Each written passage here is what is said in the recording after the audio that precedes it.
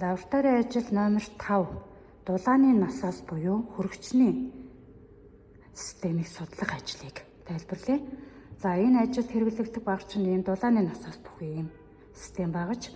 За мөн Vinci-Lab гэсэн таблет хэрэгтэй. За одоо багжин дээрээс юу хэмжиж авах уу гэхээр хэдүүлээ. Конд гэдэг температурыг хэмжинэ. Одоо энэ 22.6 градус Цельс байна. P3 даралтыг бичиж авна. За P3 даралтыг болохоор бичиж авахдаа эхлээд бид нар хуваарийн үнэ харна.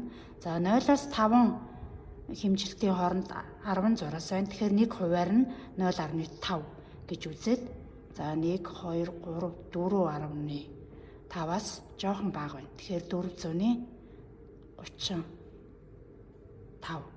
бар гэд P3 даралтай уншина. За P4 даралтай болохоор мөн адилхан хар хуваараар уншина. За тэгэхээр 4-өөс 6-гийн оронд 10 зураас байна. За тэгэхээр нэг зураас нь 0.2 гэхээр 4.2 4.4 за 4.6-аас бага гэхээр 4.51 бар гэх мэтлэн уншина. За P3 даралтыг энэ дэлгэцэн дээрээс авна. Т-уур температурыг 22.3 Цельс гэдгийг энэ багчин дээрээс бичиж авна.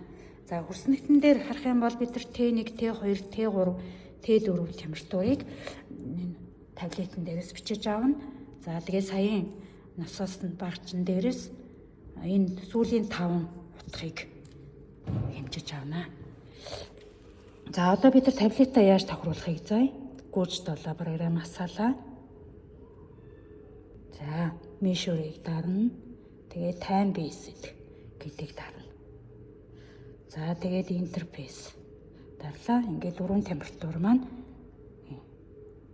таблетэн дээр орж байна. За дөрвөн температур нь болохоор Т1 температур энэ дээр, Т2 температур энэ дээр, Т3 температур, Т4 гэх мэтчлэн температурын сенсор маань ингээд таблетэн дээр тус бүр дээр нь холбогдсон. Одоо бид нар хугацаа тааруулъя. За тэгэхээр хугацаа тааруулахын тулд хэлүүлээ 1800 секунд дээр хэмжилт хийнэ. За одоо энэ дээр 2 хэмжилт хийн. Гэхдээ 1 минутанд 2 хэмжилт ингээд нийт 60 удаагийн хэмжилтийг ок дарна. За одоо бид нар энэ хүснэгтийг гаргаж ирээд энэ ногоон тавчиг дарлаа. За эхлээд тэг дата уншаад энэ маань 30 секундын дараа нэг дата болонгууд бид нар мотор нас усныхоо мотор буюу багжааг хүчтэлд залгана. Одоо нэг дата болонгууд нь бид нар нэмэгтээр нь даглаа, хасах болонгууд нь мотор шууд залгана. Тэгэхээр энэ дээр 0 дээр 4 температурын утгууд гарч ирнэ. За энэ дээр болохоор Т конденсашн температур маань өөрчлөгдөнө. За P3 даралт маань өсөж байна. P4 даралт маань бол буурч байна. За эндээс болохоор чадал нь бас өөрчлөгдөж байна. За Т-уур гэх мэтчлэн бид нар 30 секунд тутамд хэмжилтээ хийж авна. За 30 секундын дараах хэмжилтийг авсан байна. Гэх мэтчлэн бид нар 1170 секунд хүртэл таблетэн дээрээс энэ дөрвөн температурыг бичиж авна. Тэгээд дэлгэцэн дээрээс энэ 5 хэмжилтийг бичиж авна. За хэмжилтээ хийж байгаа хавцад энэ усаа ингээд өөрчилж болно. За ингээд 30 секунд бүр дээр таблетэн дээр хэмжилтийн утгуудыг бичиж авна. Мөн дэлгэцэн дээр конденсацийн температур, P3 даралтыг, P4 даралтыг, чадлыг, Т-уур температурыг хэмжиж авна. Бид нар тооцоогоо ихтэй 900 дахь секундын бүх хэмжилтүүдийг бичиж авна. Мөн 1002 дахь секундын хэмжилтүүдийг тооцоонд ашиглана.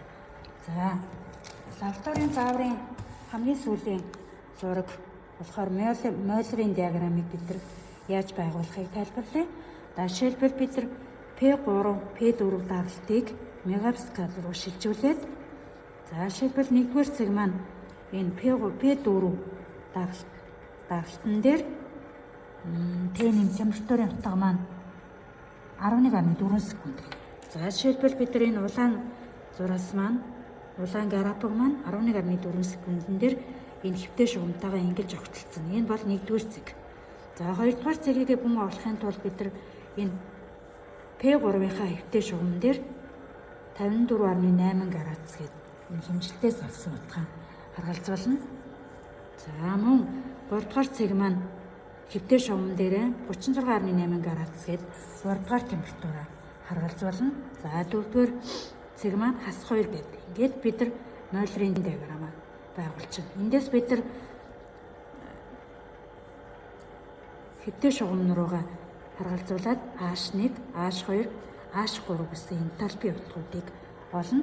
За үүнийг зааврынхаа 1-р томьёонд орлуулад бид нар идеал гүйцэтгэлийн коэффициентийг олно. За дараа нь туршлагаас тооцоолсон гүйцэтгэлийн коэффициентийг олно. Ингээнд бол усны масс, усны дулаан багтаамж, за температурын зөрүү. За температурын зөрүү гэдэг маань бидний 900 1020 дахь секундын энэ хоёрын зөрүү гэсэн. Т конденсацийн температурын зөрүүг 50. За P нь болохоор чадал. За дельта Т хугацааны зөрүү гэдэг маань 900-аас 1020 дахь секундын зөрүүгээр буюу 1200 секунд гэж авах нь. За ажлын бэрийн нийт урсгалыг массын нийт урсгалыг олохын тулд бид нар мөн H2, H3 гэсэн гүйцэтгэлийн коэффициент, дулааны зөрүү, температурын зөрүү.